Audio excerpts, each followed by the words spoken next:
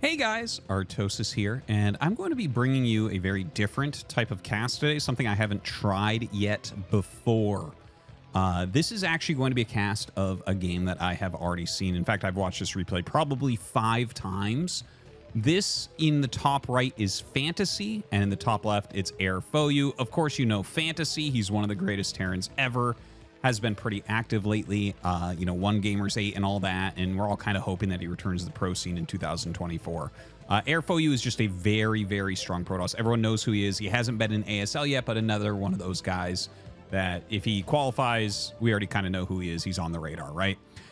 So anyways, my idea here was, well, this game I just love. I know that people love fantasy style. Every time that I cast one of his games and put up, people are really excited to see the different way in which he plays because it really is so different from the other Terran players. Now, this particular game is my favorite fantasy game since he's come back. This is an unbelievable game. So yeah, I just wanted to show you guys. So this is one I have already seen, and I'll point out like the little intricacies that made me really excited about it. And of course, guys, please do let me know, not right this second, but once you've seen the cast, if every now and then something like this is all right, because, obviously I always cast games that I have not seen. I never, ever watch a game beforehand. So that precludes some of the games that I watch on my own if I find like a real gem. But obviously this is going to be kind of more explanatory, right? It's just the way it has to be because I've seen it. There's no way for me to fake enthusiasm or something like that. It would be pretty bad. Anyways, I am enthused because it's such a good game. And we have here, it's Polypoid.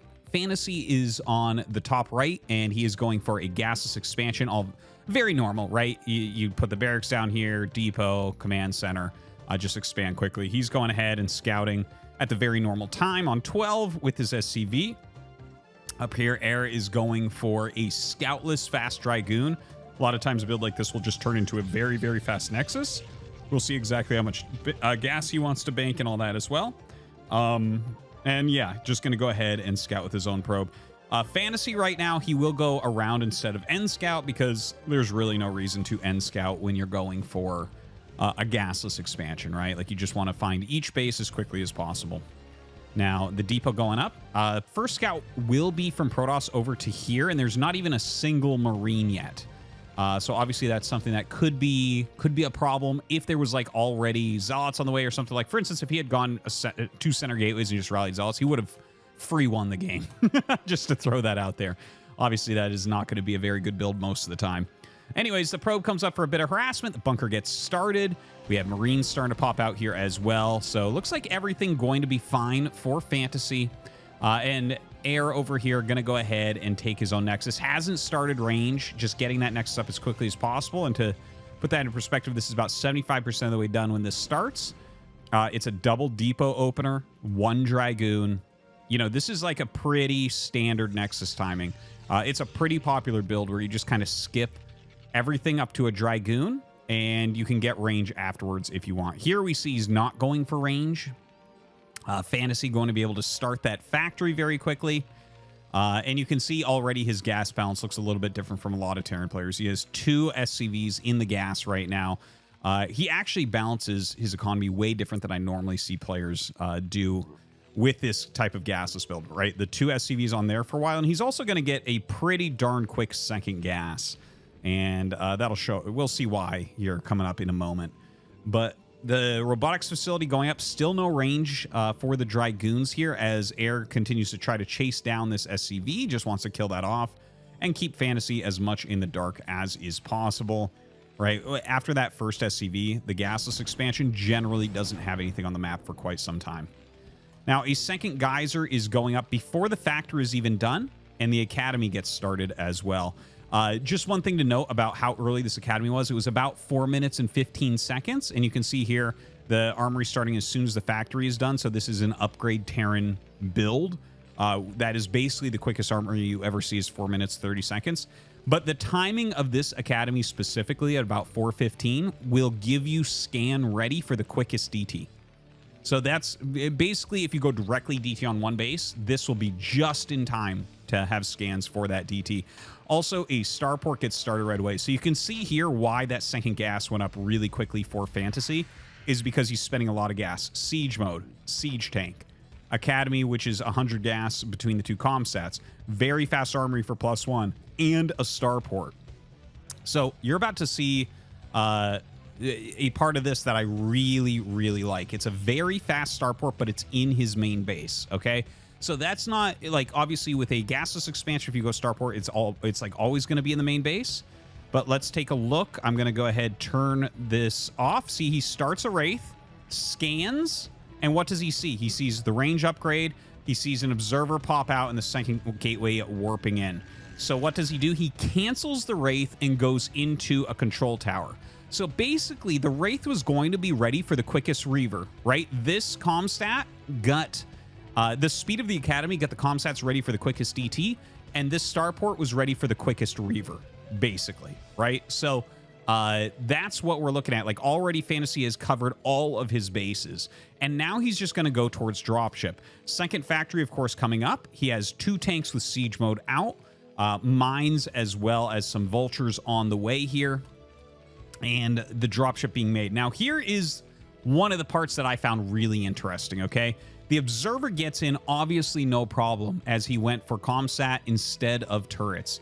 But the thing that's a problem here is, look, the observer comes up and it sees the starport, and he knows right now that there's a dropship making. So when Protoss knows a dropship is making, the dropship can't do anything because they just spread their goons in the correct locations. Look, he's got a couple goons up here in the natural to defend. He moves goons in here to defend the main mineral lines as well. He's taking a third base. Honestly, what Air has scouted here is an upgrade Terran. The factories aren't super fast, and he sees a dropship. So when you put all of that together, it's not likely the dropship will do any damage. So what does FantaSy pick up here? He throws in a siege tank and 2 vultures, and he goes out around everything. He knows that there will be nothing in this bottom half of the map because it doesn't make sense, right? The game is being played in the top half of the map right now. So he's going to fly over here, and he's going to check for an additional base, right? You're going to assume that this is most likely the base that's taken for the third. It's a very good location. So look at this. He drops everything out for a moment, picks up the siege tank again, lays the mines. He is getting speed, by the way, and now going to fly over here. He sees the mining. Now, again, if you look, there's Dragoons everywhere to stop this dropship, except not this one location. So he finds a spot, nails 3 probes there with 1 volley, lays a few mines so his tank can't be picked off immediately. The observer is coming over to try to catch it, and look at this. Loads up and gets out of there. Okay, so we go from a scouted dropship, which is perfectly blocked, to FantaSy still getting 3 probes, which is not huge, but he doesn't need any of this at home, right? Like, he's got plenty at home. He's not going to be attacked. His opponent is doing a very economic play. And then watch what he does. This is one of the parts that most impressed me in this game. He sets up over here, right? So he cleared out, I mean, he put a mine here, did some harass, and now drops over here. So this is something that you need, like a drop, a shuttle, or a ton of units to clear out. So he just sits here and says, okay, we're going to deny these bases down here for now while I'm doing things at home. In the meantime, at home, just continuing forward with his upgrades, continuing to grab factories, up to 5 factories already. And you can see +2 gets started. FantaSy skips the second armory so that he can produce 2 factory siege tanks as well as Goliath range. If you have that second armory, your gas is getting extremely low at that point. So he's focusing more heavily on getting his siege tank count out. There was a little vulture run by here. Wasn't super impactful, didn't kill a whole lot. Missed that because I'm trying to explain this other part that's actually a bit more important. So you don't generally see 1 armory upgrade Terran like this. So that's kind of interesting. Now look at this. The observer sees this base up. Oh God, this part is so interesting to me as well. Look at this. Okay, he's got some mines here. He's got some mines here. He's got a really reasonably sized army, and he just expands 0 defense. 0. The other thing, don't forget, there is still a dropship out there. Now, he starts to come up onto the high ground. Here is this army moving forward, right? Air sees that there's a base here. There's no setup, so he starts to come up, but FantaSy meets him here. Make sure he can't drop on top. He knows that the Zealot transition hasn't occurred yet. It's mostly Dragoons, and he is going to just slaughter these goons as they try to walk up. So suddenly, if you look at the army here from Protoss, not looking so hot. He saw this undefended base, decided to go forward, and not able to really get there. Now, you might be saying, okay, well, what if we walk all the way around?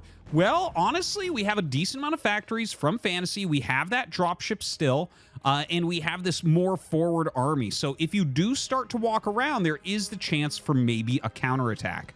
Now, this dropship goes out to scout some with these vultures, goes ahead, drops them off. He's checking. It's like, okay, well, you have this base. Gonna harass just lightly. Some probes are being sent. This will just slow down probes coming, right? Maybe you get a few. It looks like he's gonna kill 3 probes total maybe with this. But that dropship that we haven't been thinking about for a while, you know, he's still denying these bases. Not that they've been taken yet, but this is a good denial move.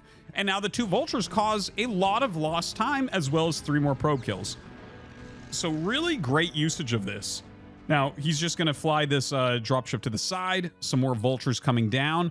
You can see right now this little group that he's walking around with, he was looking for any observers that might be watching his movement in the center. So clearing observers, rallying his units up here. He's got the 5 factories. He's got the new base up. He's even taking the gas so he can buy those more sophisticated units. Lays mines here, lays mines here. And you can see the map awareness that FantaSy has. Is there an opportunity for his opponent to hit this base? Well, FantaSy decides, you know what? If he's going to hit it, it's going to be through some sort of drop play. So he sends the Goliaths. He lays a few mines. So now he has some light defense there, but not very supply intensive, not having to build like a bunch of missile turrets or something like that. There's early into the game. Honestly, I could see him maybe adding a couple factories at this point, but he's getting 4 bases off of 5 factories. He's had great map vision for the majority of this game. Vulture's still kind of running around a little bit. You can see another little group up here just trying to snipe whatever they can. It's like, oh, is this Zealot heavy? Okay, well, let's do a little bit of damage, just laying mines out.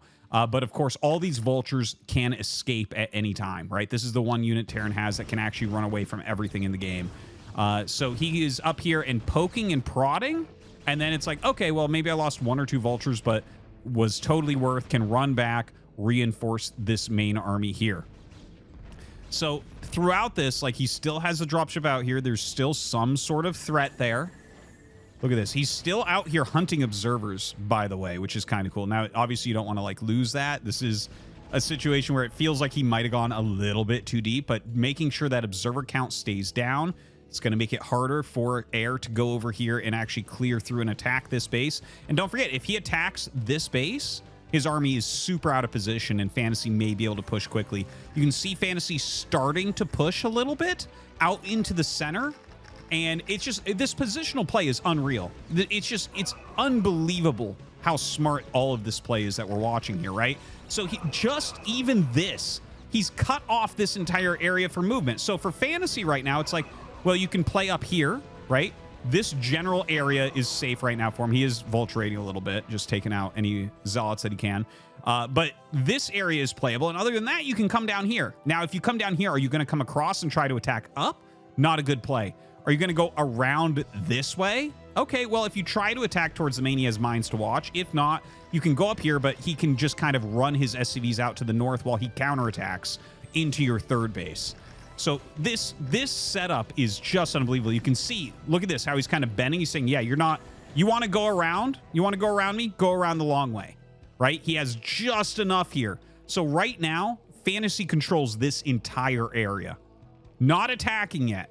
It's not the right time to attack. He's at 169 supply against 200. There's no reason. He can just continue to macro up, get more units out here, and attack at the perfect time. He has complete control of the game. He knows everything going on. This siege tank is still denying these 2 bases. And look at this. Air decides, okay, well, we have to do something. I'm maxed. I'm not going to get a better army than this right now. Attacks forward into FantaSy, but FantaSy is pre-spread in a beautiful position. A ton of +2 siege tanks, almost +3. The Psy Storm's not doing that much, even utilizing some of the defense matrices to keep those alive.